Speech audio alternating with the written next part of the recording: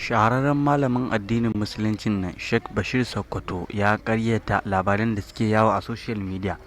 wanda ake cewa 'yan ɗauke iyalansa kenan iyalan Bello Turji sun ɗauke iyalansa har da shi ma wasu suke karawa. Mai sauraro assalamu alaikum wa rahmatullah, sannan mu da sake kasancewa a wannan tasha tamu mai albarka. Mai sauraro muna roƙon ka da idan cewa wannan shine zuwan ka tashar nan tamu na farko mai albarka, ka daure ka danna mana alamar subscribe sannan ka danna alamar ƙararrawar sanarwa domin da zarar mun ɗora labaran namu ingantattu ka same su da dumi su.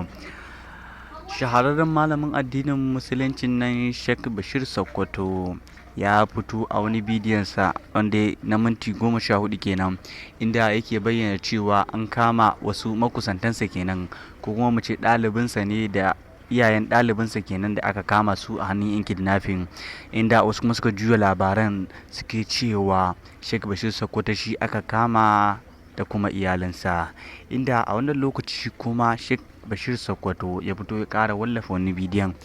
yake cewa shi